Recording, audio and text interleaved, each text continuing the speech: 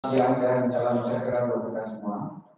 Yang kami hormati Pak Oki Kitoyono Sarjana dari anggota Bawaslu Kota Semarang beserta jajaran dari Bawaslu yang kesempatan hadir pada siang hari ini.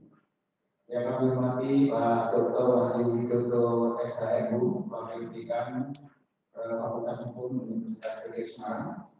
Pak Akrudi, Pak Sekrogi, dan segenap Ibu Bapak dosen Fakultas Hukum Universitas Negeri Semarang. Yang kami hormati saudara pengurus BEM, pengurus HIMA, segenap mahasiswa Fakultas Hukum Universitas Negeri Semarang, dan saudara panitia yang telah menyelenggarakan kegiatan pada siang hari ini yang saya cintai dan saya banggakan. Pertama, mari kita panjatkan puji syukur kehadirat Allah Subhanahu wa Ta'ala yang telah memberikan rahmat dan hidayahnya sehingga pada kesempatan siang hari ini kita bisa berkumpul baik di Universitas Negeri Semarang ini secara offline dengan perhatian yang sangat terbatas dengan perhatian standar protokol kesehatan ketat. Yang berikutnya, saudara mahasiswa yang mengikuti daring dari rumah masing-masing, dan alhamdulillah pelaksanaan siang hari ini kita bisa bertemu dalam keadaan sehat walafiat. Yang kedua kalinya atas nama pimpinan Fakultas Hukum Universitas Negeri Semarang pada kesempatan ini tentunya menyampaikan ucapan terima kasih dan penghargaan yang setinggi-tingginya kepada Bawaslu Kota Semarang yang pada kesempatan ini telah hadir anggota Bawaslu Kota Semarang Bapak Oki Kitoyono Sarjana Hukum beserta jajaran dan telah menyempatkan hadir di Fakultas Hukum di Universitas Negeri Semarang ini.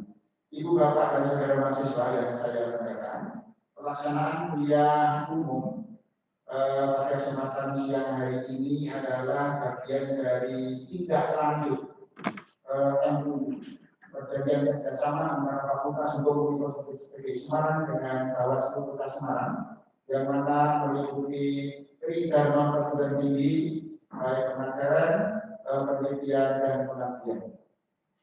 Mahasiswa Fakultas Hukum pada MUI diberikan kesempatan untuk bagaimana melakukan penelitian, melakukan pengabdian, bahkan pada kesempatan ini termasuk pengajaran dan hadir dari Bawaslu yaitu kuliah umum.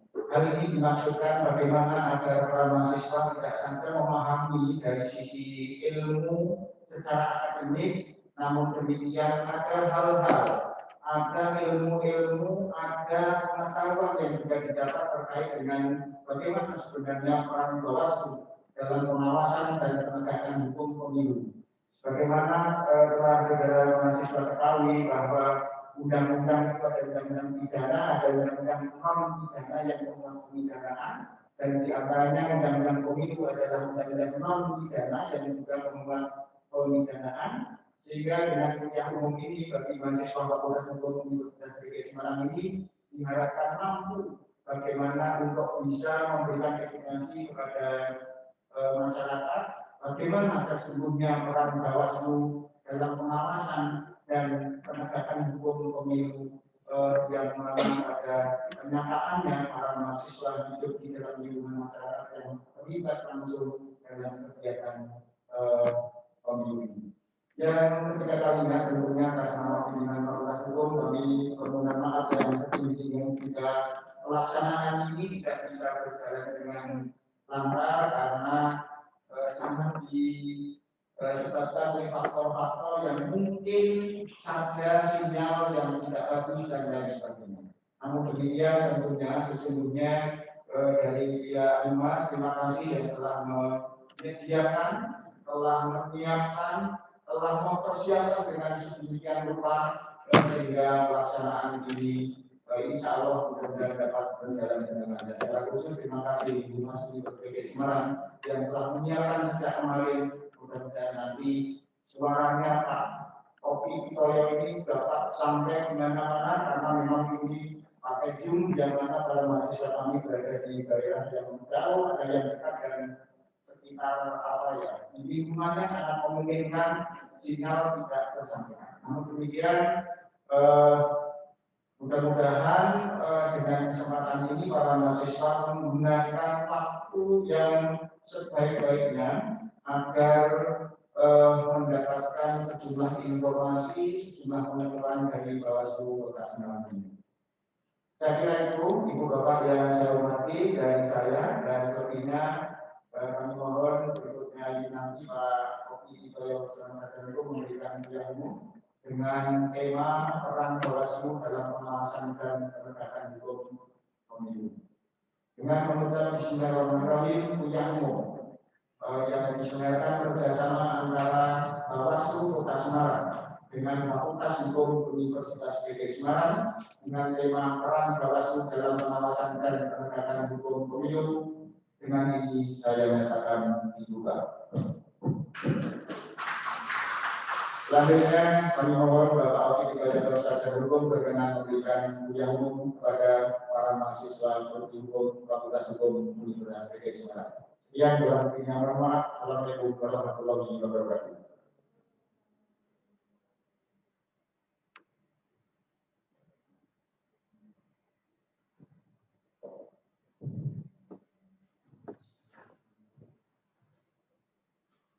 Assalamualaikum warahmatullahi wabarakatuh.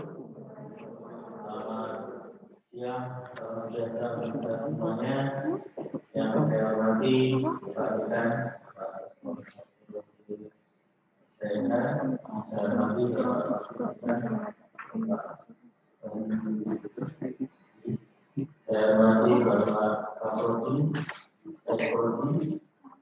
kemudian dari Humas Universitas Semarang yang saya banggakan, jadi teman-teman mahasiswa dari Fakultas Hukum Universitas DKI Kota Semarang,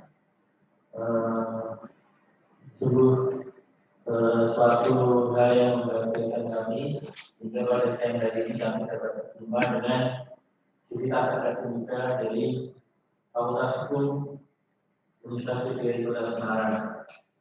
Seperti tadi disampaikan Bapak Dekan bahwasanya kegiatan pada siang hari ini adalah bentuk tindak lanjut dari MOU perjanjian kerjasama antara Bawaslu Kota Semarang dengan beberapa universitas di Kota Semarang, termasuk Fakultas Hukum Universitas DKI Kota Semarang dalam rangka program beberapa program ya, diantaranya yang sekarang sedang kita jalani adalah program Bawaslu Malaysia. Banyak kerjasama yang tertuang dalam perjanjian kerjasama kami, BRI, seperti kemarin disampaikan ada untuk penelitian, monggo nanti akan ditindaklanjuti. Kemudian juga program magang juga bisa pada adik-adik mahasiswa yang akan menjalankan program magang atau PKL. Kami Bawaslu Kota Semarang sangat terbuka untuk adik-adik mahasiswa bisa memenuhi kewajiban perkuliahan terutama dalam PKL atau program magang. Kemudian juga penelitian mahasiswa ya skripsi kami juga sangat terbuka ya. Jika penelitian sudah pada masanya menjalani untuk skripsi ya. Ada skripsi kami dari Bawaslu juga dengan sangat terbuka membuat dari mahasiswa bisa melakukan penelitian skripsi di Kota Semarang atau penelitian tentang pengawasan pemilu maupun banyak hal yang bisa adik-adik lakukan di Kota Semarang. Langsung saja nih kami akan coba memberikan suatu paparan ya dalam kuliah umum ini terkait dengan bagaimana peran Bawaslu dalam pengawasan dan penegakan hukum pemilu. Jadi seperti kita ketahui Bawaslu adalah suatu lembaga di mana termasuk dalam 3 penyelenggara pemilu. Ya. Kita belajar tentang pemilu adalah salah satu instrumen dari demokrasi. Maka Bawaslu adalah salah satu dari subsistem dari penyelenggara pemilu di RI. Ini nanti akan saya sampaikan siapa saja penyelenggara pemilunya. Yang pertama adalah saya sampaikan pemilu merupakan suatu sarana perwujudan kedaulatan rakyat guna menghasilkan pemerintahan negara yang demokratis berdasarkan Pancasila dan Undang-Undang Dasar 45 sesuai pasal 1 ayat 2 yang berbunyi kedaulatan negara di tangan rakyat dan dilaksanakan menurut Undang-Undang Dasar. Itu jelas tertuang di dalam UUD 45. Selanjutnya di pasal 22E Undang-Undang 45 menggariskan 6 kriteria pemilu yang demokratis di asas-asas pemilu demokratis yang sudah sering kita dengar ya sebagai seorang mahasiswa belajar tentang DPR terutama ya kepemiluan luber jurdil langsung umum bebas rahasia jujur dan adil yang tertuang dalam UUD. Selanjutnya dalam undang-undang pemilu kita belajar undang-undang 7 2017 ada menambah 2 kriteria lagi. Yang keduanya adalah transparan dan akuntabel. Jadi itu pegangan kita ya. Selain itu berpikir undang-undang pemilu semakin dipertajam asasnya adalah transparan dan akuntabel. Lanjut. Nah ini undang-undang pemilu yang kita pakai terakhir adalah undang-undang 7 2017. Di situ jelas apa itu pemilu ya, suatu sarana ya. Di suatu sarana memilih siapa? Anggota legislatif, DPR, DPD, mulai DPR RI, DPD, selanjutnya DPRD provinsi, DPRD kota, kemudian juga memilih presiden dan wakil presiden. Jadi yang tertuang dalam Undang-Undang 7 2017. Ini perlu kita ketahui adalah pemilu apa definisi dari pemilu di Indonesia? Ini pemilihan umum. Itu tadi memilih anggota legislatif, memilih presiden dan wakil presiden. Sementara kita pernah juga ya ada pilkada. Pilkada tidak diatur di sini. Padahal sama, kriterianya sama, metodologinya sama, pemilihan langsung. Jadi ada yang membedakan pemilihan umum dan pilkada. Rezimnya berbeda. Ya, kalau pemilu kita mengacu Undang-Undang 7 2017 pemilihan umum ya, pileg pilpres, ya banyak disebut seperti itu ya, pileg pilpres. Sementara pilkada itu diatur dalam Undang-Undang 10 2016 pemilihan kepala daerah, gubernur, wakil gubernur, wali kota, wakil wali kota, bupati, dan wakil bupati. Itu diatur dalam Undang-Undang 10 2016 ya. Mari kita terakhir kan pemilihan Semarang yang pertama Undang-Undang 10 2016 untuk pemilihan wali kota dan wakil wali kota yang alhamdulillah sudah berjalan lancar. Jadi secara teologis pemilu dianggap sebagai tahap paling awal dari berbagai rangkaian kehidupan tata negara, merupakan motor penggerak mekanisme sistem politik di Indonesia. Lanjut, Mas. Pemilu mempunyai 4 fungsi utama. Pembentukan yang pertama adalah pembentukan legitimasi penguasa dan pemerintah. Bagaimana supaya penguasa ya dalam sebut pimpinan kita ya seperti wakil presiden itu mendapat legitimasi. Caranya melalui pemilu. Sarana demokrasi yang konstitusional adalah melalui pemilu. Berikutnya adalah pembentukan perwakilan politik rakyat.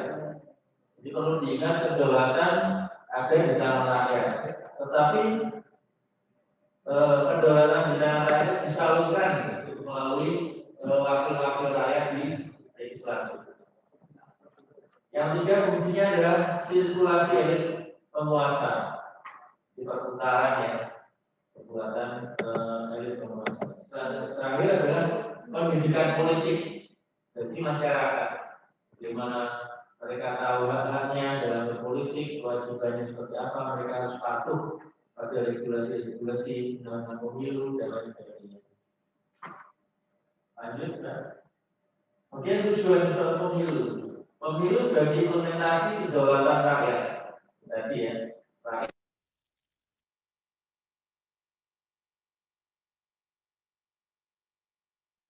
Melalui mekanisme pemilihan. Yang kedua, sebagai sarana membentuk perwakilan politik di legislatif, DPR, DPRD, dan sebagainya. Pemilu sebagai sarana pergantian pemimpin secara konstitusional. Kalau di negara-negara lain ada yang pergantian pemimpinnya secara kudeta, ada pembergantian pemimpinnya turun-temurun karena negaranya dalam monarki. Tapi Indonesia adalah negara kesatuan Republik Indonesia, negara kesatuan yang memilih prinsip dasar demokrasi, pemilihan pemimpinnya ya dengan cara pemilihan umum. Selanjutnya sebagai sarana pemimpin politik memperoleh legitimasi. Ya. Bagaimana cara memperoleh legitimasi? Melalui pemilu. Ya. Tidak bisa salah satu pihak mengklaim saya sebagai pemimpin, tidak bisa. Tetapi harus mekanisme pemilihan umum. Masa jabatannya 5 tahun ya 5 tahun sampai selesai. Jadi bisa hanya berdasarkan klaim seorang pemimpin. Yang terakhir, pemilu sebagai sarana partisipasi politik masyarakat. Bagaimana mendorong masyarakat untuk bisa menggunakan hak-hak politiknya dalam pemilu. Selanjutnya, Mbak, kita menginjak ke regulasinya. Penyelenggara pemilu. Siapa saja penyelenggara pemilu menurut Undang-Undang 7 2017? Yang pertama adalah Komisi Pemilihan Umum beserta jajarannya. Jajaran KPU siapa saja? Artinya ada KPU RI, KPU provinsi, KPU tingkat kabupaten kota, kemudian di tingkat kecamatan ada DPK, di tingkat kelurahan ada BPS, dan di tingkat yang terdekat dan lingkungan kita adalah pada saatnya nanti kita melakukan pemungutan dan penghutang suara adalah KPPS. Selanjutnya yang kedua penyelenggara pemilu adalah Badan Pengawas Pemilu.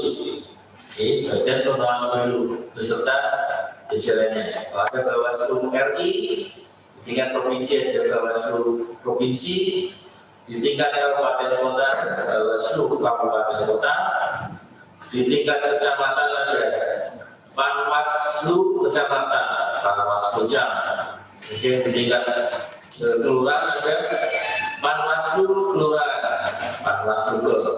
Kemudian yang terdekat dengan lingkungan kita nanti di TPS adalah pengawas TPS. Ya, itu adalah penyelenggara pemilu menurut Undang-Undang Pemilu. Yang ketiga adalah Dewan Kehormatan Penyelenggara Pemilu. Jadi kalau KPU adalah penyelenggara teknis, teknis penyelenggara pemilu, dan mempersiapkan data pemilih, mempersiapkan logistik, kemudian pendaftaran paslon, pendaftaran caleg. KPU adalah tugasnya adalah penyelenggara dalam teknis sampai nanti pemungutan dan penghitungan suara. Bagaimana dengan Badan Pengawas Pemilu? Badan Pengawas Pemilu adalah penyelenggara pemilu di bidang pengawasan. Ada yang menyelenggarakan, ada yang mengawasi. Kemudian yang terakhir ada DKPP. Apa tugas DKPP? Lebih kepada penyelenggara pemilu yang akan menerima, kemudian juga mengadili hal yang terkait dengan kode etik. Kode etik siapa? Penyelenggara. Kode etik misalkan salah satu penyelenggara kejabatan apa ya, bersama-sama dengan caleg, ada masyarakat yang tahu lapor, nanti akan jadi disidangkan dalam suatu sidang Dewan Kehormatan Penyelenggara. Banyak kasus-kasus yang terkait dengan etik, jadi bukan perbuatan pelanggaran, perbuatan yang sifatnya pidana, tidak. Etik sifatnya adalah etika, kepantasan, ya. Karena dia melanggar etika bisa dilaporkan ke DKPP. Ya. Kemudian itu tentang penyelenggara pemilu. Selanjutnya kita mengajak Bawaslu. Kalau Bawaslu adalah badan pengawas pemilu, seperti tadi saya sampaikan, penyelenggara pemilu di bidang teknis pengawasan. Yang ini bisa dibaca ya, banyak di sini tugasnya ya. Yang bisa poin-poin yang saya ambil adalah melakukan pencegahan dan penindakan terhadap pelanggaran pemilu dan adanya sengketa proses pemilu. Ya, sengketa proses artinya dalam tahapan-tahapan. Artinya bukan sengketa tentang hasil yang didapatkan. Paslon A hasilnya sekian, atau biasanya sekian. Ini bukan ranahnya Bawaslu. Kalau Bawaslu ranahnya sengketa proses. Ketika misalkan ada salah satu pasangan calon atau caleg yang tidak lolos dalam daftar calon tetap caleg oleh KPU tidak diloloskan karena yang bersangkutan merasa tidak puas karena dia merasa saya memenuhi syarat dalam paslon wali kota syarat hukumnya memenuhi kenapa tidak diloloskan. Yang bersangkutan bisa mengajukan permohonan sengketa. Jadi ada satu kemajuan dari Undang-Undang 7/2017 Bawaslu tidak hanya mengawasi, kalaupun ada sifatnya kajian, ada pelanggaran yang dalam undang-undang lalu, Bawaslu hanya bersifat memberikan rekomendasi di suatu pelanggaran, Bawaslu memberikan rekomendasi untuk menindak. Tetapi dalam Undang-Undang 7/2017, Bawaslu punya kewenangan. Kalau istilahnya adalah Bawaslu punya kewenangan mahkota untuk sebagai majelis musyawarah, majelis yang bisa memutus, ya, mengeksekusi permohonan sengketa yang diajukan kepada Bawaslu. Kesan masyarakat selama ini Bawaslu yang cuma nyopot di biro, ya. Jadi ternyata Bawaslu punya kewenangan lebih sebagai hakim musyawarah, ya, hakim yang sifatnya bisa mengeksekusi dari putusan-putusan dari permohonan sengketa. Ya. Selanjutnya ada juga bisa dibaca ya. Selanjutnya yang D adalah mengawasi pelaksanaan tahapan di pemutahiran data pemilih, karena namanya data pemilih itu dinamis. Ya. Kemarin data terakhir kita untuk pilwakot tahun 2020. Nanti menjelang pemilu serentak 2024, pasti data pemilih akan berubah dinamis. Ada yang tidak, ya. Ada yang meninggal, ya. Ada yang 17 tahun, ya, kita sudah bisa memilih. Ada yang pensiun jadi TNI Polri, sudah punya hak ini. Ada yang masuk jadi TNI Polri, dia sudah tidak bisa memilih. Jadi data pemilih terlalu dinamis. Itu termasuk dalam pengawasan yang dilakukan oleh Bawaslu. Di selanjutnya ini bisa dibaca. Jadi sampai penetapan hasil pemilu. Ini rangkaian penetapan dari tahapan pemilu, Bawaslu mengawasi itu semua. Kampanye, kemudian sampai itu adalah pengawasan dilakukan oleh Bawaslu. Kemudian ada mencegah terjadinya praktek politik uang. Kemudian juga mengawasi netralitas aparatur sipil negara, netralitas TNI Polri dan kepolisian. Netralitas artinya aparat-aparat ASN ya, kemudian juga TNI Polri dituntut netralitasnya dalam pemilu, tidak memihak.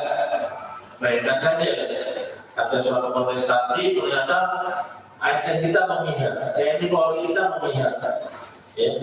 Dan karena itu undang-undang mengamanatkan syarat netralitas ASN dan TNI Polri. Lanjut, Pak. Kemudian mengawasi pelaksanaan putusan dari DKPP tadi, Bawaslu juga mengawasi. Bagaimana mengawasi putusan dari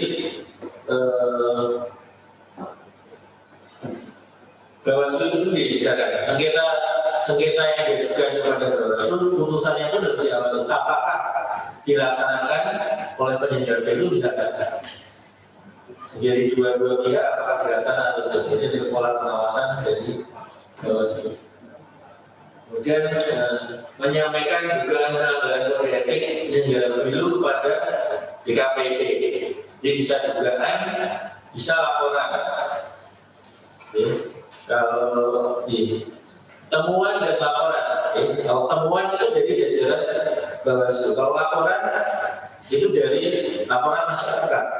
Jadi partisipasi masyarakat itu aktif dalam melaporkan adanya suatu pelanggaran dan lain-lain. Kemudian menyampaikan juga tidak pidana pemilu pada Gakumdu. Jadi penting dicatat, kalau pemilu Bawaslu akan bekerja sama dengan Gakumdu. Ini penegakan hukum terpadu. Siapa saja Gakumdu? Bawaslu, kepolisian, dan kejaksaan sesuai tingkatannya.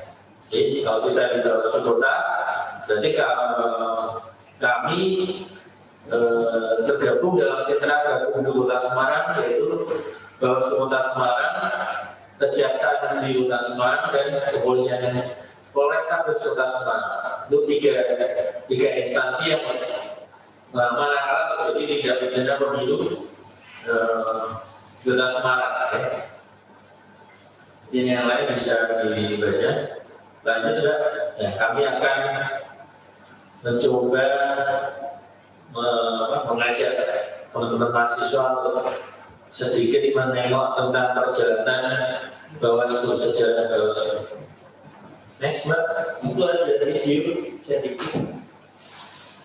Jawabnya ada play itu. Suaranya ada.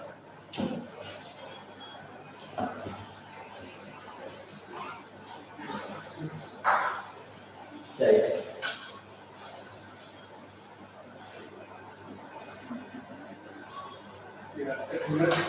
Yang mau karena ini perjalanannya mulai.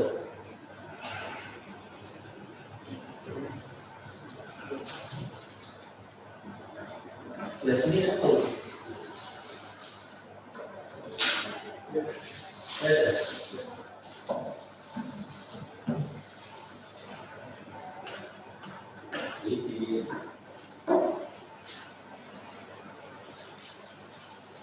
Dibantu Mas, ada?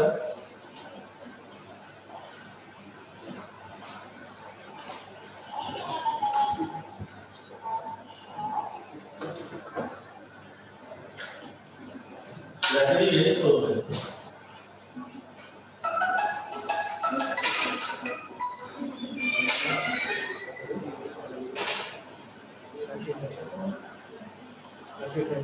Bisa. Masuk ya, jadi bisa benar ya. Monggo dicermati itu sejarah dari Bawaslu bagaimana disampaikan nanti di pemilu pertama adalah 1955. Saat-saatnya kita masih berperang, pemerintah saat itu mengadakan pemilu untuk memilih perwakilan rakyat, yaitu konstituante saat itu. Dia tahun 71 masa Orde Baru. Kalau disampaikan banyak protes, banyak pelanggaran pemilu yang dirasakan pada tahun 71, pemilu tahun 71. Satu kalau nggak salah 10 partai di tahun 71. Kalau yang 55 itu puluhan partai. 71 10-an partai.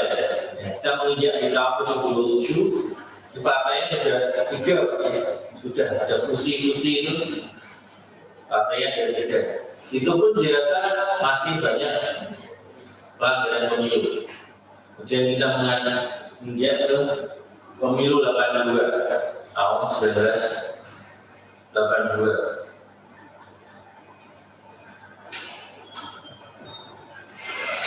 Adalah pertama kali dibentuk suatu pengawas pemilu, namanya adalah Panwaslah, Panitia Pengawas Pelaksanaan Pemilu. Itu anggota-anggotanya belum independen, masih ada perwakilan dari pemerintah. Kemudian tahun 98 juga masalah reformasi. Banyak tuntutan dalam reformasi bagaimana kita mempunyai suatu sistem pemilu yang demokratis diselenggarakan oleh lembaga-lembaga independen. Ini nanti.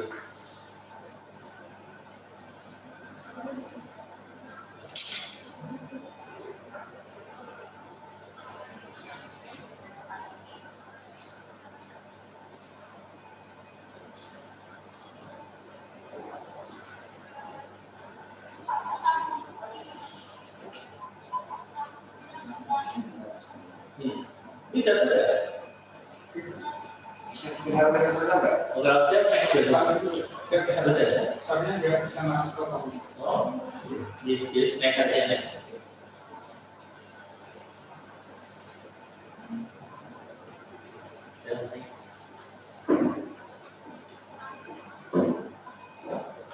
Jadi kalau mungkin bisa didengar, mungkin bisa diikuti. Intinya adalah itu tadi adalah sejarah perjalanan dari lembaga yang mengawasi pemilu. Jadi ada dorongan untuk suatu lembaga independen yang mengawasi pemilu. Sebelumnya adalah masih di tahun 1982 Panwaslah, anggota pengawas pemilu masih dari unsur pemerintah di bawah Kementerian Dalam Negeri itu DPRD. Kemudian berikutnya masih suatu lembaga pengawas pemilu yang di bawah naungan KPU. Di Bawaslu masih di bawah KPU saat itu. Kemudian menginjak di tahun 2003 sampai yang terakhir ini 2017 sampai yang terakhir berdasarkan Undang-Undang 7 2017 Bawaslu punya kewenangan untuk tidak independen yang pertama, independen ya, tidak lagi ad hoc tetapi permanen, ya, tidak lagi panitia. Kalau panitia sebenarnya ad hoc sementara nambung bubar, tapi kalau permanen ada masa jabatan 5 tahun atau untuk bisa sebagai penyelenggara pemilu. Intinya itu yang bisa ditangkap dari video yang kami sampaikan. Selanjutnya, Bawaslu mempunyai 3 fokus pengawasan. Yang pertama adalah mengawasi kerja KPU dan jajarannya, sesuai tingkatannya. KPU RI mengawasi Bawaslu RI mengawasi KPU RI, provinsi mengawasi KPU provinsi. Kemudian kita kabupaten kota mengawasi KPU kabupaten dan kota sesuai tingkatannya. Selanjutnya mengawasi peserta pemilu, siapa saja peserta pemilu, partai politik, kemudian pasangan calon, kemudian calon legislatif, ada partai politik, ada calon legislatifnya, kemudian pasangan calon yang akan berkontestasi itu dalam pihak-pihak yang diawasi oleh Bawaslu. Berikutnya yang mengawasi masyarakat atau pemilih, itu menjadi penting juga supaya masyarakat tidak melakukan pelanggaran. Dengan sosialisasi pencegahan masyarakat supaya tahu hal-hal yang dikatakan melanggar, masyarakat tidak melakukannya, ya. Dalam pemilu, kemudian juga di Bawaslu, kalau misalkan yang pasang bulu-bulu lampu, kita mengacu ke peraturan wali kota, sudah jelas di sini. Kami sosialisasikan supaya masyarakat tahu. Jika ditemukan pelanggaran, Bawaslu akan memproses hasil temuan pelanggaran melalui tindakan sesuai dengan peraturan Bawaslu. Jadi laporan masuk, kami kaji apakah memenuhi unsur atau tidak. Kalau memenuhi unsur akan kami lakukan penindakan. Jadi di sini adalah Bawaslu sebagai wasit pemilu. Ini ada pelanggaran, ada penindakan. Next, Mbak. Kemudian bagaimana struktur kelembagaan Bawaslu tadi sudah saya singgung, ya, dari RI sampai pengawas TPS. Kalau RI ada lima komisioner di Bawaslu RI. Kalau di Bawaslu provinsi saat ini ada 7 orang komisioner di Bawaslu provinsi. Tingkat kabupaten kota ada 5 komisioner. Kemudian di tingkat kecamatan ada 3 anggota Panwaslu kecamatan. Kemudian di tingkat kelurahan hanya satu petugas jajaran kita di tingkat kelurahan. Kemudian di pengawas TPS di H-25 plus 3 sebagai pengawas TPS. Itu 1 orang juga yang akan melaporkan kejadian-kejadian pada saat pemungutan dan penghitungan suara. Lanjut, Mbak. Kemudian kita coba mengetahui apakah pengawasan pemilu. Kegiatan pengawasan pemilu adalah kegiatan mengamati. Di pertama kita lakukan mengamati. Kita melakukan pengamatan dulu, monitoring. Jadi tidak bisa dianggap Bawaslu itu langsung menindak atau ya semacamnya. Tapi kita punya strategi pertama adalah mengamati. Yang kedua adalah mengkaji atau memeriksa. Dari hasil pengamatan ketika ditemui beberapa kejadian yang dapat diduga dan lain sebagainya, kami harus melakukan kajian, memastikan sesuai ketentuannya. Ketika itu sudah dalam ranah kajian dan memenuhi atau tidak, ketika tidak memenuhi unsur-unsur pelanggaran, jadi artinya peristiwa tersebut tidak dapat ditindaklanjuti. Namun tapi kalau itu dalam analisa kita, kajian kita, dalam pemeriksaan kita memenuhi unsur juga, itu artinya bisa kita tindaklanjuti, tapi menilai, ya. Dalam penilaian kita ini bisa ditindaklanjuti sebagai suatu penindakan, sebagai suatu pelanggaran. Intinya mengamati, mengkaji, kemudian menilai. Tidak salah konsekuensinya apa dalam proses penyelenggaraan pemilihan umum. Lanjut, Pak. Outputnya apa? Setelah melakukan pengawasan tadi, outputnya adalah secara aktif adalah temuan Bawaslu dan jajarannya ketika tadi monitoring di lapangan, kampanye, dalam tahapan pungut hitung, kita menemui suatu pelanggaran. Artinya kita adalah keaktifan dari lembaga kita. Intinya kita menemukan suatu temuan. Yang berikutnya adalah yang sifatnya pasif. Kalau tadi aktif jadi sifatnya pasif. Kita mendapatkan laporan. Kalau tadi jajaran kita ya di kabupaten kota sampai ke kecamatan, kelurahan, sampai pengawas TPS itu adalah temuan. Tapi kalau di luar dari jajaran kita apa? Itu adalah sifatnya pasif, yaitu laporan. Kami mengharapkan keaktifan dari masyarakat terutama. Jadi ada program Bawaslu yang sifatnya pengawasan partisipatif. Jadi kami memahami jajaran kami sangatlah terbatas. Juga kami harus monitoring lapangan. Tetapi dengan peran serta dari masyarakat terutama ada suatu pengawasan partisipatif yang minimal memberikan informasi awal ketika menemukan pelanggaran dan negara. Bukan saatnya kampanye, tapi kampanye sampaikan pada jajaran kita. Itu suatu pelanggaran jadwal kampanye. Jadi pidana itu pelanggaran jadwal kampanye ini. Kemudian juga banyak pelanggaran administratif, pemasangan atribut kampanye yang tidak sesuai dengan undang-undang. Masyarakat tahu laporan kami. Jadi tadi sifatnya adalah laporan pengawasan partisipatif dari masyarakat. Selanjutnya tahapan-tahapan apa yang diawasi? Kita masih bicara tentang pengawasan. Yang pertama adalah perekrutan badan ad hoc KPU. Tahapan pertama yang dalam satu proses pemilu biasanya adalah perekrutan badan ad hoc. KPU jajarannya menjaga. BPK kecamatan kita awasi. Kenapa perlu diawasi? Misalkan terjadi, apakah yang melamar tentunya yang KPU, BPK itu sudah memenuhi syarat. Apakah tidak tergabung dalam partai politik? Kalau kita menuntut syarat netralitas, imparsialitas dari lembaga-lembaga penyelenggara pemilu, kita harus melihat apakah benar-benar bebas ya dari pelanggaran secara semua.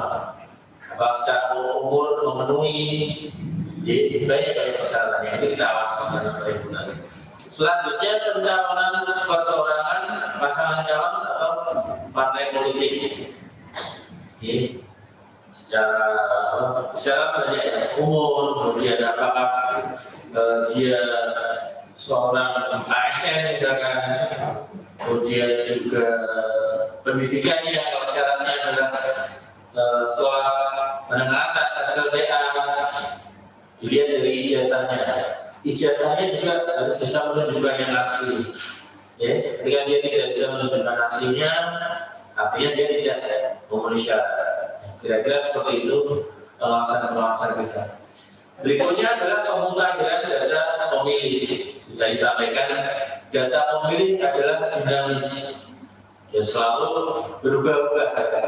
Kemarin tanggal 2020, nanti menjelang pemilihan serentak 2024 pasti juga akan berubah-ubah. Itu termasuk dalam pola-pola pengawasan kita. Supaya apa? Supaya data pemilih yang digunakan dalam pemilu adalah data pemilu yang valid dan bisa dipertanggungjawabkan. Syarat dari pemilu yang berintegritas, syarat utamanya adalah data pemilu yang valid. Kalau tidak valid masih banyak protes dari beberapa pihak, artinya pemilu itu masih punya celah yang masih punya cacat. Tapi kalau data pemilihnya bisa dipertanggungjawabkan, maka pemilu itu bisa dipertanggungjawabkan. Selanjutnya adalah tahapan kampanye. Tahapan yang biasanya ramai, banyak pelanggaran, potensi pelanggaran dan terutama banyak. Secara administrasi ataupun pidana ataupun juga pelanggaran di luar undang-undang pemilu. ASN terutama ya, karena ASN tidak dalam pelanggaran di undang-undang pemilu, tapi ASN punya dalam pengenaan hukumannya dia ikut dalam undang-undang ASN. Dalam pilkada kemarin ada anggota beberapa aparat, bisa kecamatan, kelurahan, bahkan yang honorer pun beberapa kita undang untuk diminta klarifikasinya. Juga ASN pun kita sampaikan ya kepada ASN, komite aparatur sipil negara, komisi aparatur sipil negara, kita sampaikan pelanggarannya seperti ini. Jika ASN akan menilai tingkat berat ringannya. Ya. Selanjutnya tahapan pemungutan dan penghitungan suara itu termasuk dalam tahapan yang kita awasi. Bagaimana logistik harus betul-betul sampai betul-betul sesuai ya, dengan yang di sejumlah dari masing-masing TPS, dari kelurahan, dari kemudian bagaimana penghitungan suaranya? Penghitungan suaranya, apakah ada pelanggaran? Apakah ada penyelenggara yang bermain? Kemudian sampai nanti rekap, apakah rekap itu betul-betul bisa bertanggungjawabkan? Itu adalah tahapan-tahapan yang diawasi. Selanjutnya yang tahapan di sini satu netralitas ASN. ASN dari Polri harus netral. Praktek money politik itu berjalan, ya. Tidak banyak masuk info yang masuk ke kita, tapi pembuktiannya kita perlu kerja keras. Ya. Saksi yang tidak mau menjadi saksi, banyak kita dalam pembuktian politik uang. Kemudian yang ketiga adalah isu sara, itu juga dalam undang-undang jelas melarang kampanye-kampanye baik yang verbal maupun di medsos, itu dilarang untuk melakukan isu sara. Dan 6 tahapan lainnya itu adalah pengawasan yang di luar rata. Selanjutnya kita menginjak, kalau tadi pola pengawasannya, kita menginjak ke penindakan dan penanganan pelanggaran. Ada 3 masa dalam penindakan pelanggaran. Ada pra masa kampanye. Kampanye belum dimulai ini, tapi sudah banyak yang melanggar. Di bawah 10 tahun sudah menemui, sudah mulai kampanye di medsos. Itulah yang melakukan kampanye ASN. Jadi dia perlu masyarakat hati-hati, terutama juga ASN atau pihak-pihak yang melakukan tadi hate speech, kemudian isu sara, medsos termasuk yang kita monitoring. Banyak pra masa kampanye sudah banyak. ASN yang melakukan hubungan itu masa kampanye, belum masa pendaftaran dari pasangan calon, itu sudah mulai masuk gara-gara itu termasuk yang kita awasi, dan itu terjadi di beberapa kabupaten kota. Selanjutnya terjadi pada masa kampanye ini. Kalau di Pilwapa kemarin kan masa kampanye sekitar 3 bulan. Tapi yang di masa Pileg Pilpres tahun 2019 itu sekitar 7-9 bulan. Masa kampanye sangat panjang, sangat mungkin bagi peserta pemilu sangat melelahkan. Tapi itu amanat dari undang-undang, masa kampanye sedemikian lama yang harus dilakukan. Selanjutnya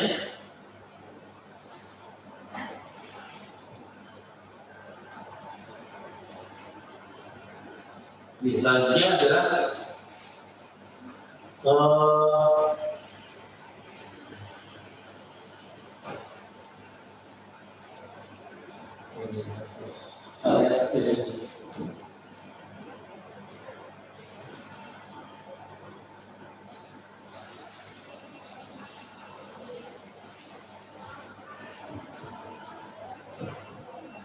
Oke, sekarang kita mengacu pada tentang tadi pengawasan, kita mengacu pada bagaimana penindakan ya Bawaslu. Sekarang kita bicara tentang hukum pemilu. Oke, dalam hukum pemilu sekarang tadi saya sampaikan tentang Gakumdu. Tertuang dalam pasal 486 ayat 1 Undang-Undang 7 2017. Jadi dibentuk suatu forum ya, Bawaslu, Kepolisian Negara RI dan Kejaksaan Agung. Gunanya adalah untuk menyamakan pemahaman dan pola penanganan tindak pidana pemilu. Jadi seperti kita ketahui, Bawaslu tidak bisa melakukan penyidikan karena sesuai dari hukum acara yang penyidik adalah Kepolisian Republik Indonesia. Kemudian Bawaslu juga tidak bisa melakukan penuntutan. Yang bisa melakukan penuntutan adalah lembaga kejaksaan. Oleh karena itu, kewenangan Undang-Undang 7 2017 dalam penanganan hukum pemilu dibentuk suatu lembaga Gakumdu, penegakan hukum terpadu, sentra Gakumdu yang terdiri dari tiga institusi tersebut. Kolaborasi tiga lembaga untuk penyatuan persepsi maupun gagasan dan komitmen satu visi dalam proses penanganan pelanggaran tindak pidana pemilu. Kemudian selanjutnya, jadi kalau kita bicara tentang penanganan pelanggaran bisa pelanggaran administrasi. Misalkan suatu caleg melakukan kampanye, kemudian alat peraga kampanye itu diletakkan di tempat-tempat yang tidak semestinya.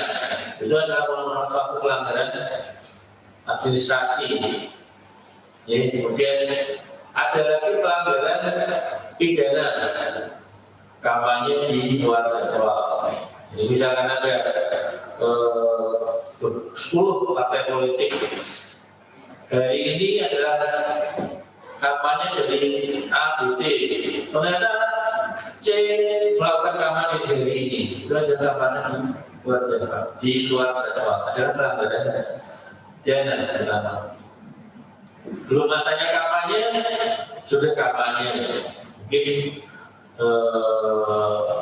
yang ingat itu mantan Gubernur Sutioso pernah kampanye di Gunung Pati, belum masanya kampanye, ya, tapi mungkin saking semangatnya dalam suatu forum dia melakukan hal-hal yang harus ada kampanye tentang dia misalkan, kemudian juga visi-misi, kita mengenalkan program itu adalah hal-hal yang mematuhi unsur-unsur kampanye yang harusnya dilakukan pada masa kampanye, tapi beliau melakukan itu sebelum masa kampanye, dan itu masuk dalam salah satu yang ditangani oleh Kota Semarang pada pemilu 2014, 2014 yang lalu, dan masuk proses di pengadilan negeri Semarang saat itu. Mungkin untuk mengetahui, artinya hal-hal yang dirasani belum masa kampanye, tapi karena sudah dia melakukan unsur-unsur kampanye, maka itu dianggap sebagai suatu pelanggaran pidana dari pemilu. Ini contoh yang real, yang pernah melakukan oleh Bawaslu Kota Semarang dan lanjut sampai proses persidangan di pengadilan negeri. Ini kemudian lanjut saja ya, fungsi lanjut ya. Salah satu fungsi Bawaslu melakukan pengawasan tahapan dan pencegahan, pengawasan dan pencegahan. Artinya dalam melakukan pengawasan kita melakukan juga pencegahan. Jadi sebelum misalkan ya, satu contoh, suatu kampanye ternyata yang akan naik jadi juru kampanye adalah terindikasi ASN. Kami sampaikan secara regulasi ASN tidak boleh melakukan kampanye yang kami sampaikan preventif. Monggo mau diteruskan atau tidak. Jadi kita tidak semata-mata gap atau tidak. Kami sampaikan secara regulasi tidak diperbolehkan juru kampanye adalah satu ASN. Kemudian alhamdulillah yang bersangkutan bisa mengerti, akhirnya tidak jadi melakukan kampanye tersebut dengan yang lain. Ya, ada contoh-contoh dari pengawasan dan pencegahan pelanggaran pemilu. Kemudian juga misalkan ada tempatnya di tempat kampanye itu seharusnya di tempat A misalnya. Ternyata berpindah ke lingkungan rumah ibadah. Maksudnya mungkin baik ya, tempat yang agak teduh misalnya. Tetapi secara regulasi dalam pemilu itu jadi diperkenankan. Jadi kami sampaikan, walaupun maksudnya baik, tapi karena menjadi suatu potensi pelanggaran, maka tidak diperbenarkan untuk melaksanakan kegiatan kampanye di rumah ibadah. Ya, jadi suatu pola-pola yang kami sampaikan dalam pengawasan dan pencegahan. Selanjutnya terdapat fungsi Bawaslu yang strategis signifikan menghindari potensi pelanggaran muncul dengan strategi pencegahan yang optimal. Kemudian Bawaslu juga diharapkan mampu melakukan penindakan tegas, efektif dan menjadi hakim pemilu yang adil. Ini selanjutnya Bawaslu diharapkan dapat mendorong memperkuat pengawasan masyarakat. Sampaikan tadi, Bawaslu mengharapkan partisipasi aktif dari masyarakat, terutama dalam ikut mengawasi jalannya pemilu. Agar berperan aktif, laporan pengawasan dapat lebih tajam menjadi fakta hukum, dapat ditindaklanjuti sesuai regulasi, mampu memberikan efek jerah. Harapannya tidak dilakukan lagi karena banyak contoh yang bisa membuktikan bahwa pelanggaran pidana pemilu bisa naik juga sampai, jadi tidak bisa dianggap sanksinya terlalu ringan, hanya sanksi administrasi, karena ada pelanggaran yang sifatnya pelanggaran pidana, pelanggaran hukum pidana yang bisa dijatuhi vonis oleh majelis hakim tadi. Money politik, ya, yang terutama dalam money politik. Bahkan money politik dalam pilkada tidak hanya pemberi, ya, pilkada Undang-Undang 10/2016, tidak hanya memberikan money politik saja yang dipidana, penerima pun bisa kena. Jadi kalau samanya masyarakat terima uangnya, ternyata dalam pilkada penerima pun bisa. Jadi lain dengan Undang-Undang 7/2017, hanya memberi saja yang bisa diterima, yang bisa dikenai pidana. Tapi dalam Undang-Undang 10/2016 pilkada, baik pemberi maupun penerima dapat dikenai pidana. Ya, itu yang bisa perlu kita tahu semua, terutama masyarakat. Bawaslu harus hadir menjadi solusi terhadap berbagai tuntutan melakukan pengawasan dan penindakan berbagai pelanggaran pemilu yang dilakukan siapapun, baik itu peserta pemilu, penyelenggara pemilu ataupun masyarakat. Jadi adalah suatu wujud komitmen dari Bawaslu bagaimana supaya pemilu yang kita cita-citakan ini betul-betul ada suatu pemilu yang bisa kredibel, berintegritas. Semua tahapan kita awasi supaya meminimalisir hal-hal yang menjadi potensi pelanggaran. Kita minimalisir semua tahapan tadi, rekrutan dan ad-hoc misalkan. Jangan sampai ada celah ternyata ini masih tergabung dalam parpol. Kami yakin pola-pola pengawasan kita tidak ada, karena ya banyak cara mendeteksi dari syarat-syarat ketentuan dalam. Kemudian juga dalam kampanye utama supaya tidak ada money politik, dan netralitas ASN, ya. Kemudian kampanye di luar jadwal. Kami selalu bersama jajaran kami selalu mengedepankan pola-pola pengawasan yang preventif, ya. Kemudian melalui forum-forum sosialisasi, kami menyasar selain dengan perguruan tinggi, ya, sosialisasi kami itu seluruh unsur masyarakat, ya. Ormas, pemuda, kemudian juga stakeholder, kemudian juga dari kaum milenial, kaum difabel pun kami sapa. Artinya kami tidak kaum perempuan juga kami harapkan keikutsertaannya dalam pembahasan kepemiluan.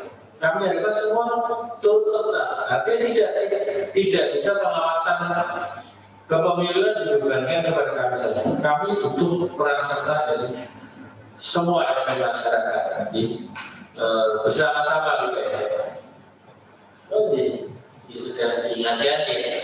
Jadi sesuai dengan tagline kita, ya, bersama rakyat awasi pemilu, bersama Bawaslu tegakkan keadilan pemilu. Itu makna yang sangat dalam yang harus kita pegang. Bagaimana kita mewujudkan suatu demokrasi yang sehat, suatu pemilu yang berintegritas, kredibel, dan bisa kita pertanggungjawabkan. Ini mungkin bisa dibaca keberhasilan atau kegagalan pemilu ditentukan banyak faktor. Eksistensi dan peran strategis Bawaslu memiliki kewenangan besar, tidak hanya sebagai pengawas, tapi juga sebagai eksekutor untuk memutus perkara. Peran konstruktif dan aktif dari kita semua diperlukan demi terwujudnya pemilu berintegritas. Sampai kita diambil dari paparan yang kami sampaikan. Jadi pada intinya apa yang sudah kami sampaikan pada forum kuliah umum ini, pada Sivitas Akademika dari Universitas PGRI Kota Semarang, kami harapkan bisa menjadi suatu pemahaman bagaimana kita menjelang pemilu serentak 2024. Tapi gengsengnya sudah mulai. Kalau Anda lihat di medsos ini sudah masif, ya, calonnya siapa atau nanti bentuknya akan seperti apa. Sementara kita di jajaran juga dalam diskusi FGD atau apa, semuanya mengarah pada pemilu 2024. Artinya semakin dini kita mempersiapkan, semakin dini panjenengan semua siap-siap dalam memahami dalam nantinya pelaksanaan pemilu 2024. Harapan kami semua, kami yakin terutama dari mahasiswa ini yang nantinya akan terjun di masyarakat, ya, sebagai seorang pengawas partisipatif. Artinya ketika ada hal-hal yang tidak sesuai dengan apa yang dimaksud dalam undang-undang regulasi pemiluan, teman-teman ada di mahasiswa bisa menjelaskan, ya, oh ini pelanggaran. Oh ini tidak diperbolehkan. Oh ini netralitas ASN tidak boleh. Netralitas yang melalui. Ini harus bisa dipahami. Artinya dengan pemahaman tentang regulasi terutama dalam pengawasan kepemiluan, saya harapkan cita-cita kita bagaimana kita mempunyai suatu sistem pemilu yang bisa integritas bertanggungjawabkan, sehingga nantinya waktunya kita bisa mempunyai memilih wakil-wakil kita, memilih pemimpin kita yang sesuai dengan kita, ya, yang berintegritas, bisa dipercaya, ya. Adalah cita-cita semua. Ya. Itu saja paparan dari kita. Sekali lagi terima kasih kepada Bapak Dirjen dari pihak Universitas PGRI Kota Semarang. Juga tak lupa adik-adik teman-teman mahasiswa yang mengikuti perkuliahan umum ini, baik di gedung ini maupun di ruangan ini, kemudian juga yang dari rumah. Kami ucapkan terima kasih atas perhatiannya. Semoga apa yang saya sampaikan bisa bermanfaat dan memberikan nilai tambah bagi keilmuan dari semua. Itu saja, saya akhiri. Wassalamualaikum warahmatullahi wabarakatuh. Terima kasih dari yang disampaikan oleh Pak Oki Toyo Kesono, sarjana hukum, di mana memang yang namanya tugas Bawaslu itu kan tidak semudah itu. Jadi bisa menampung, bisa mengawas, bisa menampung aspirasi atau keluhan dari masyarakat jika pelaksanaan pemilu belum sesuai, sudah ada banyak sekali yang dilanggar. Maka inilah kesempatan kepada para mahasiswa. Silakan, ini ada 3 pertanyaan itu ya Pak ya. Jadi silakan, ada 3 pertanyaan barangkali. Yang pertama silakan. Silakan, nanti menyebutkan nama ya. Ya. Silakan.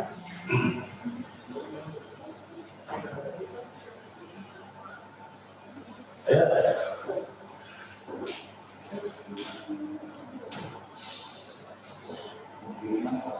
Ya, termasuk para mahasiswa yang tadi mendengarkan, yang ada di rumah, silakan ada yang mau ditanyakan.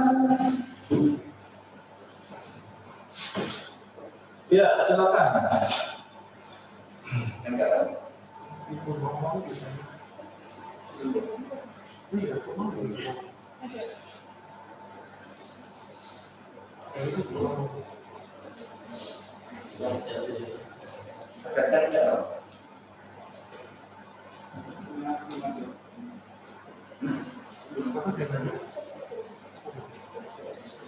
Yang ada di sini kan. Ya, ada yang ada di ruangan silakan. Ini ngomong semangat sama Pak Oki ini. Ya. Ini kemarin saya menghibur mahasiswa silakan teman-teman yang Sambil ada itu ada satu itu ketua emailnya itu duit sambil saya. Kalau yang di rumah nggak ada, itu yang di dalam ada itu ketua emailnya. Silakan. Ayo silakan. Jangan pakai statementnya, kayak kamu dulu, kok bisa dengar ya? Dari Universitas PGRI Kota Semarang, kebetulan ketua KPU-nya ketua KPU-nya Pak Nanda dari FPP. Makanya kami mendorong adik-adik mahasiswa ini jangan mau kalah dengan salah satu dari pengajar dari Universitas PGRI Kota Semarang. Artinya dari Universitas PGRI Kota Semarang bisa menjadi penyelenggara pemilu. Artinya ini bibit-bibit yang bagus katanya. Ya. Dosen juga boleh. Iya, dosen juga boleh. Pak Sabar jadi ketua. Ya, silakan tadi yang bertanya. RI menggunakan. Silakan. Ya, itu namanya berdiri saja, berdiri. Ya. Oh, dari sini biar kelihatan dari ya. Dari sini enggak. Di situ harusnya di samping yang umatnya. Pas sebelah kanannya Pak Mayu ini. Sebelah kanannya Pak Mayu biar kelihatan. Yesus. Nah, ke sini. Sini. Nah.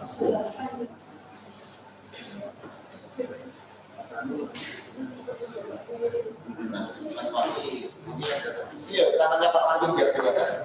Nah, biar kelihatan dari kamera. Ini lagi. Nah, itu loh katanya Pak Mayu persis. Nah, oke ya. Ya agak sini Oke, nah silakan. Terima kasih. Selamat siang. Assalamualaikum warahmatullahi wabarakatuh. Terima kasih Bapak semuanya cukup menarik sekali bagi kita semua dan tentunya mengambil urusan bagi kita semua. Perkenalkan, nama saya Bella Fitawati. Jadi di semester 4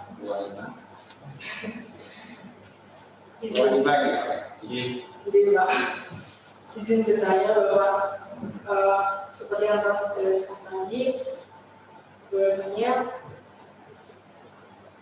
jika terjadi pelanggaran itu kan lapornya melalui dari Bawaslu tidak bisa melaporkan gitu ya Pak. Dan itu lalu prosedurnya jadi pelaporan jika kita di lapangan mengetahui adanya tindak kecurangan, lalu langkah yang pertama kita ambil sebagai bisa kita sebagai saksi di situ itu prosedurnya seperti apa Pak? Curangan apa maksudnya? Penghitungan suara atau? Misal penghitungan suara yang biasa ada yang jaga seperti itu. Mungkin itu saja Pak. Terima kasih. Assalamualaikum warahmatullahi wabarakatuh. Ya, terima kasih. Atau barangkali kita tahu dulu jawabnya atau masih ada lagi, silakan. Ayo. Ya, barangkali yang ada di rumah sudah siap. Silakan. Kalau belum, kita pertanyaan pertama tadi supaya Pak bisa untuk memberikan satu gambarannya, mohon Pak. Terima kasih Pak. Pertanyaan dari Mbak Dwi Nur Fitawati ya, dari Pak Bukan Ketua Lima ya. Ini calon penyelenggara pemilu nanti next ya, Insya Allah ya. Jadi pertanyaan pertama tentang kalau ada laporan ya, bagaimana ketika ada laporan. Jadi proses pelaporannya bisa berjenjang, ketika dia tidak harus di Kota Semarang, tetapi kan ada jajaran Bawaslu di tingkat kecamatan atau kelurahan. Jadi yang terdekat saja. Misalkan laporan, saya kasih contoh, misalkan ada suatu kampanye di luar jadwal, misalkan hari ini harusnya parpol caleg ABC, ternyata caleg dari parpol F dia melakukan kampanye di hari ini, misalkan hari ini ada kegiatan ibu-ibu PKK, misalkan. Jadi seseorang yang mengetahui itu bisa melaporkan kepada jajaran kami di tingkat kelurahan atau di tingkat kecamatan, itu jajaran yang terdekat. Bisa saja kan ada medsos kami, misalkan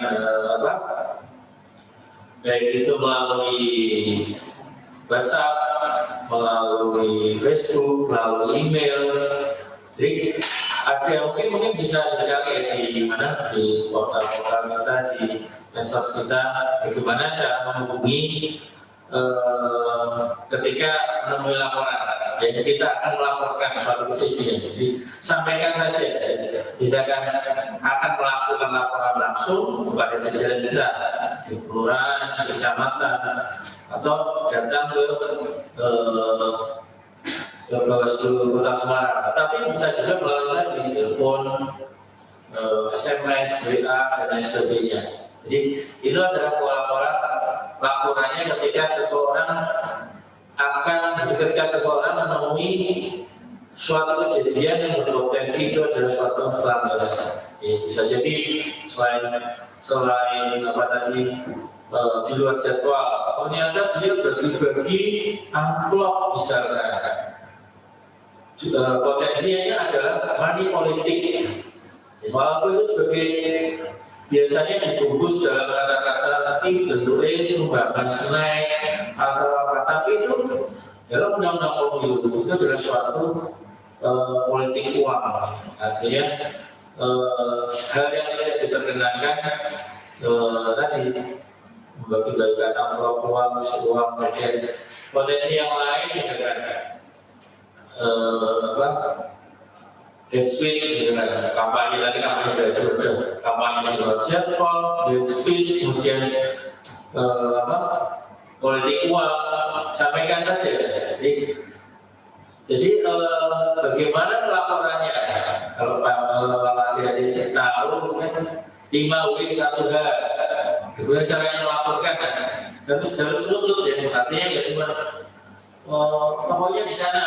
Dia kan seorang mahasiswa nih kalau tahu prinsip 5W 1H, kapan kejadiannya? Hari ini jam sekian siapa yang melakukan? Oh, ini dari saya ini, kemudian bagaimana uraiannya? Sampaikan uraian singkat. Ya, uraian singkat. Kenapa uraian singkat? Karena nanti akan ditampung, dianalisa oleh jajaran kami. Apakah ini benar-benar suatu pelanggaran atau terjadi?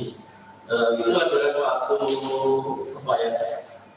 urutan ketika seseorang menemukan sesuatu hal yang berpotensi sebagai pelanggaran. Dari laporannya bisa langsung, bisa melalui baterai kami, medsos, WA, telepon, maupun email dan lain sebagainya. Kira-kira itu ya kalau dari pertanyaan pertama. Yang kedua, jadi gini, mungkin kalau tadi bertanya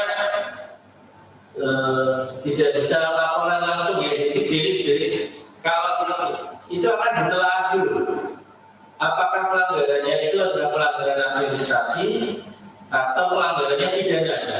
Kalau dalam pelanggaran administrasi, Bawaslu akan bertindak. Manakala itu adalah suatu pelanggaran administrasi, Bawaslu bisa menangani. Kemudian juga ketika keterlibatan ASN, artinya kita tidak perlu berkoordinasi dengan Gakumdu, ASN bukan wilayahnya. Tapi kalau setelah kita analisa dalam satu kajian itu adalah suatu pelanggaran pidana, maka jelas Bawaslu akan berkoordinasi dalam forum sentra Gakumdu. Ya, asal berapa menjalankan politik uang dengan itu adalah suatu yang memenuhi unsur pidana. Maka di situ Bawaslu bersama Kejaksaan dan Polrestabes akan dalam suatu kajian, ya, dalam pembahasan. Dalam pembahasan pun tidak mudah. Artinya masing-masing pihak akan menemukan pendapatnya. Oh, ini belum masuk unsur. Oh, ini mensreanya belum ketemu. Makanya akan dilakukan dalam pembahasan lanjutan. Pembahasan pertama, kemudian kedua. Kalau pembahasan pertama pun misalnya ditemukan, ya, kita sepakat, oh ya ada unsur pidananya, mensreanya sudah ada, unsur, maka akan ditingkatkan dalam suatu penyidikan kepolisian. Itu ketika tiga instansi ini sepakat satu kata atau persepsi memang itu memenuhi unsur pidana. Akan tetapi kalau dalam forum tersebut Jenderal Gakumdu tidak sepakat, ini tidak ada unsur pidananya. Ya. Kalau tidak ada unsur pidana, artinya pembahasan tidak bisa dilanjutkan dalam pembahasan selanjutnya. Artinya selesai di situ, ya keputusannya tidak memenuhi unsur, tidak akan dilanjutkan. Kalau pidana ya. Tapi ketika tidak bisa dilanjutkan dalam pembahasan pidana, masih bisa dimungkinkan dalam melanggar peraturan hukum lainnya, ya, peraturan hukum lainnya atau juga pelanggaran administrasi.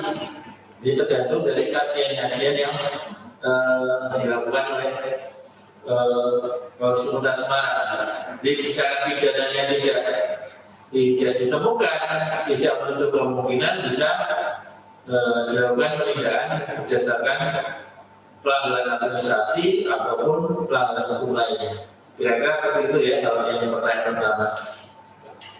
Pertanyaan kedua tentang bagaimana apabila terjadi kecurangan dalam penghitungan. Saya kasih ilustrasi, penghitungan suara itu kan berjenjang di tingkat TPS, ya, dengan TPS artinya dari jam 7 sampai jam 12. Kemudian istirahat, penghitungan suara jam 1 sampai selesai. Itu biasanya yang terjadi adalah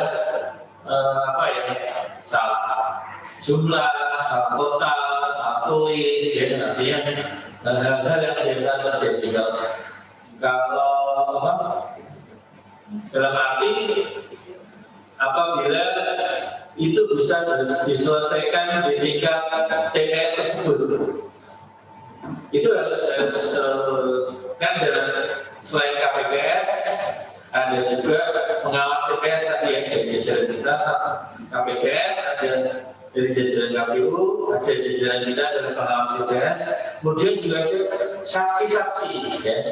Kalau saksi dari paslon, kemudian juga pemilu saksi dari parpol, ya, saksi dari parpol. Itu harus pihaknya harus berembuk bagaimana ini menyikapi ketika terjadi salah tulis, salah total dan sebagainya diselesaikan dengan TPS. Tapi ketika salah satu pihak itu benar-benar menemukan suatu kecurangan, ya, artinya pihak tersebut bisa melaporkan melalui jajaran kami, TPS, Panwaslu Kelurahan, Panwaslu Kecamatan, kemudian kami akan juga turun untuk mensupervisi, menindaklanjuti apakah betul ada suatu kecurangan. Ya.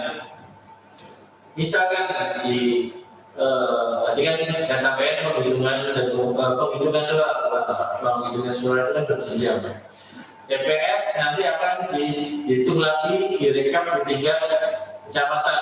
Jadi kelurahan tidak langsung di tingkat kecamatan, di TPS penghitungan suara di tingkat kecamatan.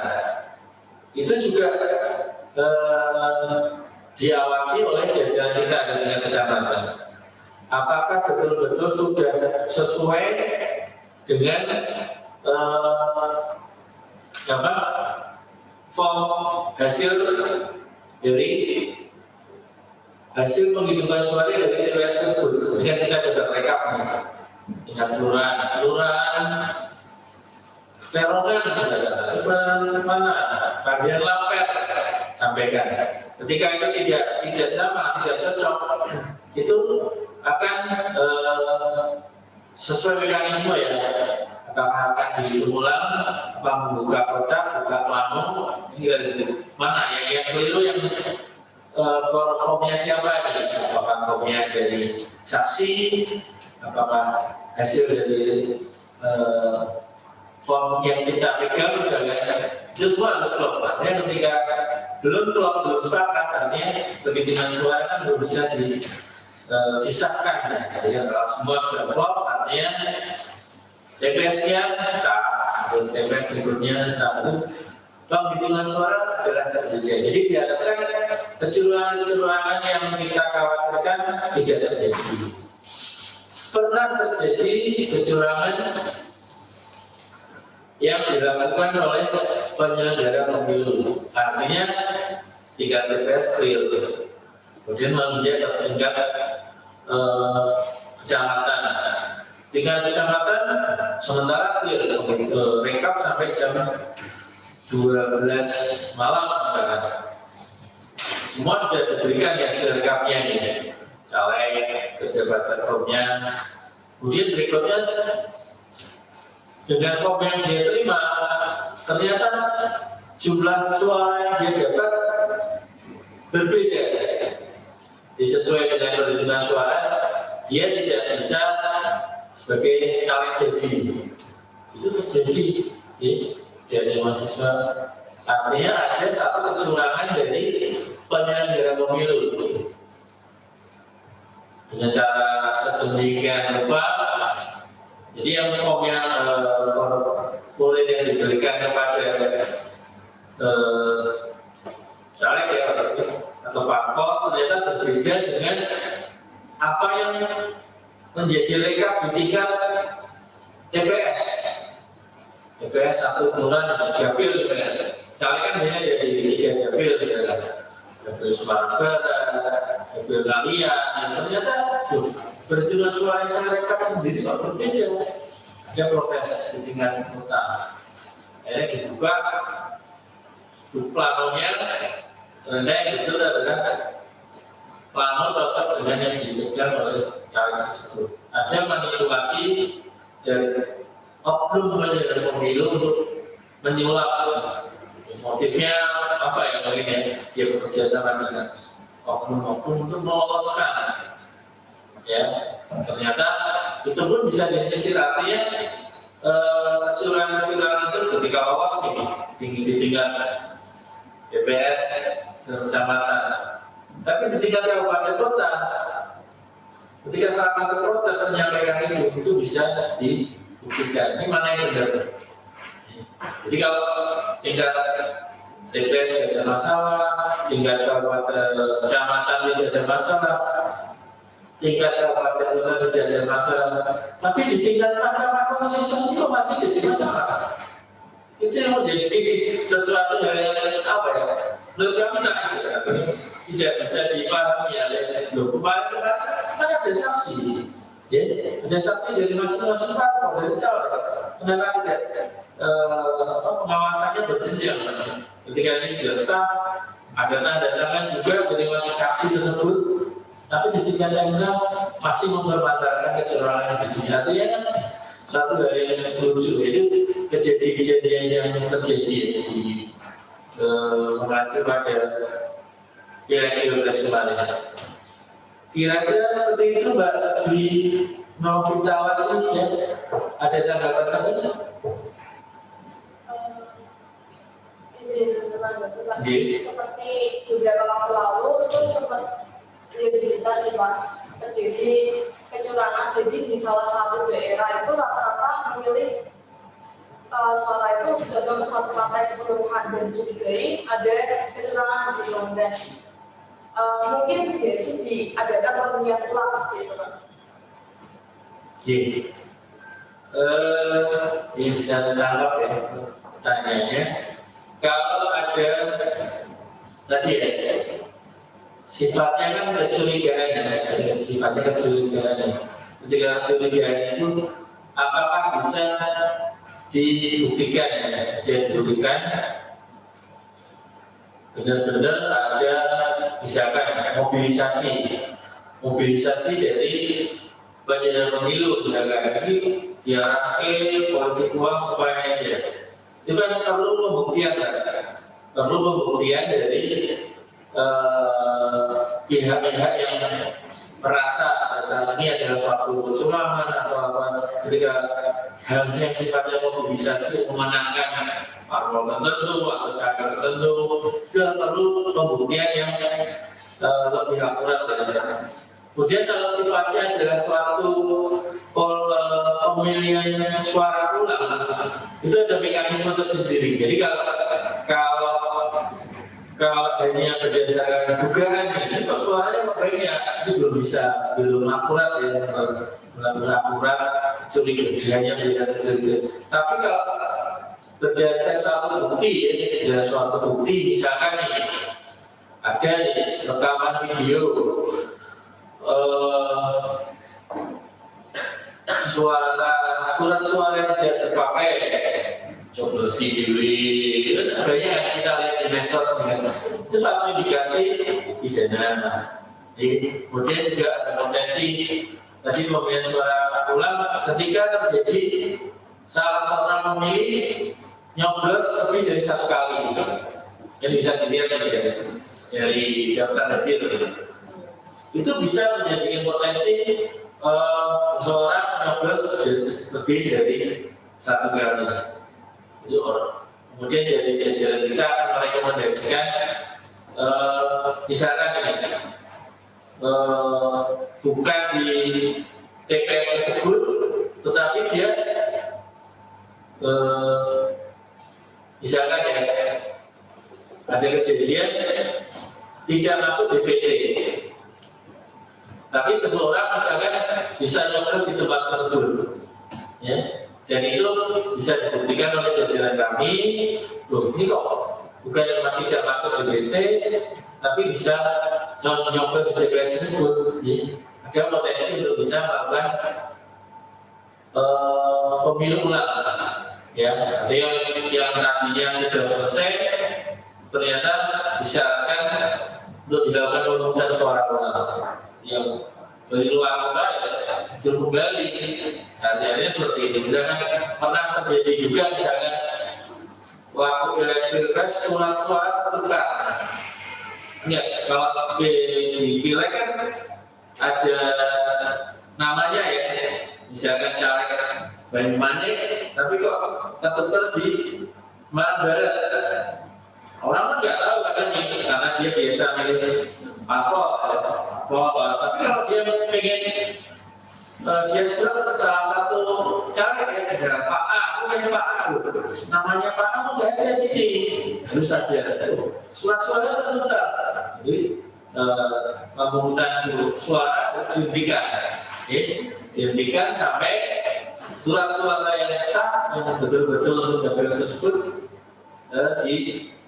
ditemukan, didistribusikan sesuai dengan peruntukannya di TPS tersebut. Itu pernah terjadi yang bukan pernah, sering terjadi ya, itu pendistribusiannya itu salah dapil dan sebagainya, itu bisa dari pemungutan suara dihentikan untuk selanjutnya menunggu surat-suara yang sesuai bisa terdistribusikan. Jadi tadi sampaikan kalau hanya dugaan ada kecurangan, selama itu belum akurat, belum bisa dibuktikan, tidak bisa menjadikan itu pemungutan suara ulang. Jadi harus bisa betul-betul dibuktikan lagi ini sesuai ketentuan. Ada seseorang atau lebih yang nyoblos lebih dari sekali, misalkan yang antara Gendok sama Kaligawe kan berdekatan, tapi pengen kali lagi menang, mobilisasi beberapa orang supaya nyoblos tersebut, itu bisa terjadi. Tapi kalau ternyata petugasnya bisa menemukan, bisa mencegah, sudah nyoblos tapi atau ini tidak terdapat dalam DPT, daftar pemilih tetap, bisa dicegah sehingga tidak terjadi suatu kejadian di DPT tersebut yang berpotensi untuk menjadi pemungutan suara ulang. Ya, kira-kira gitu ya, Mbak Dwi. Terima kasih. Barangkali waktunya sudah menunjukkan jam 3 bagi para mahasiswa yang masih ada pertanyaan lagi, bisa nanti melalui tertulis, nanti bisa kita masukkan pertanyaan-pertanyaan, nanti bisa melalui di paper tutup. Sekali lagi kami sampaikan terima kasih kepada Pak Abdullah Yuswono, Sekjen.com yang pada kesempatan ini sampai latut ini Pak. Jadi beberapa pengembangannya yang ini nanti akan sebagai bekal para mahasiswa.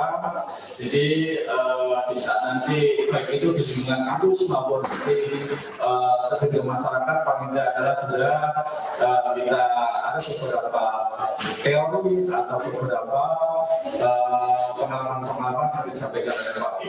Sekali lagi Pak Pi, kami sampaikan terima kasih pada pihak umum dan teman-teman Bawaslu dalam pengawasan penegakan hukum pemilu oleh para penasihat hukum Universitas Semarang, dan terima kasih pula kepada Pak Dekan, Pak Dr. Santosoyo, SMH, serta para dosen, para mahasiswa baik yang ada hidup secara langsung maupun di rumah.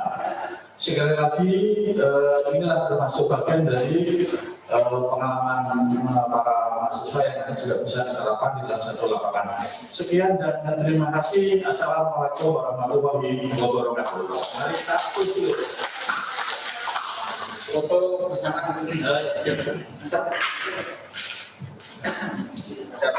bersama dosennya, yang mahasiswanya bila boleh.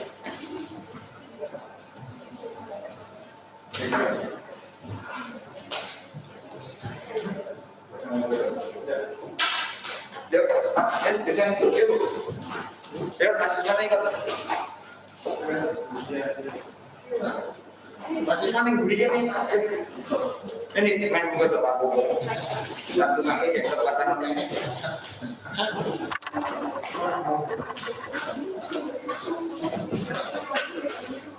Ini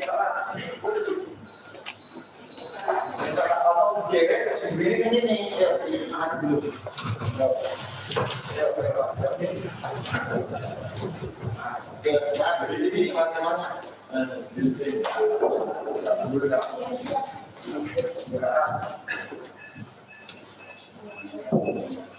Nanti martamu masuk terus minta tolong masih. Kamu nggak punya dokumen nanti. Satu dan kamera, 1, 2, lagi, 1, 2. Ya ini dulu. Kamu. 1, 2, lagi 1, 2, 1, 2. Oke, kamu ikut masuk dulu kamu. Sampai lulus nggak pernah foto lagi. Ya dikasih nama minta tolong masuk. Nih Pak, kayak gini. Silakan. Jajar media orang-orang mulai. Ya, 1, 2. Oke, 1, 2.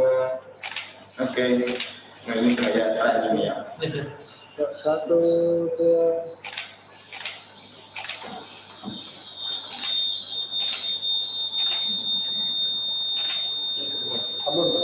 Ada? Oke, terima kasih ya. Terima kasih.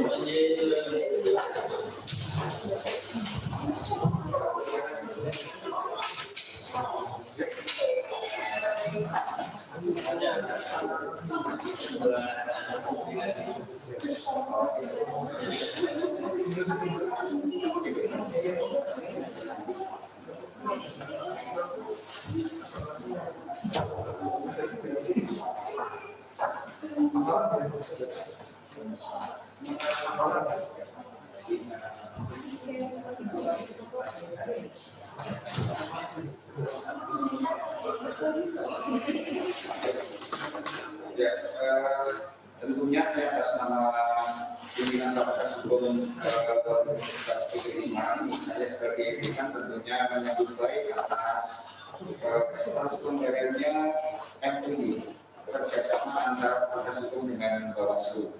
Jadi kesempatan ini tentunya saya ingin menyampaikan ucapan terima kasih dan penghargaan yang tinggi-tingginya atas pelaksanaan MUI, sehingga kesempatan siang hari ini merupakan tindak lanjut dari MUI yang telah kita sepakati beberapa tahun yang lalu. Nah tentunya MUI ini dilaksanakan bagaimana agar penyelenggaraan MUI dan perguruan tinggi nanti setidaknya atau mahasiswa kami dari Fakultas Hukum di sini khususnya mampu bagaimana memahami sebenarnya peran Bawaslu di dalam bagaimana menegakkan hukum di pemilu ya di pemilu. Nah tentunya mahasiswa ketika nanti dalam masyarakat bisa mengedukasi. Selain itu juga memberikan pengawasan bagaimana jalannya pemilu itu dapat berjalan sesuai ketentuan undang-undang yang ada. Jadi terima kasih sekali atas pemberiannya.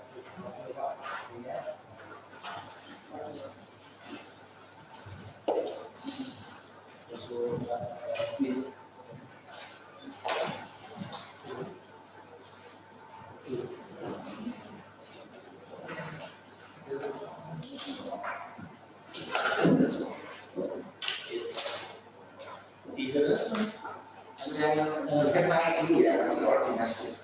Sing bimbingan siapa itu? Ini dia. Kalau dia saya mau kasih. Kalau dia saya mau kasih selesai naik. Hah? Nih? Ya, nanti naik. Visia Ayu jalur biasa sih. Karena aku mau mengajukan tak boleh sih. Ya udah sih.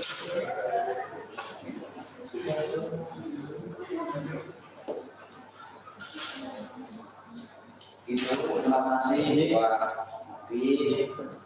Salam untuk pimpinan, salam untuk Nini. Terima kasih atas karyanya. Mudah-mudahan nanti hal-hal lain kalau itu bisa secara mampu sumbernya, artinya lebih ya. iya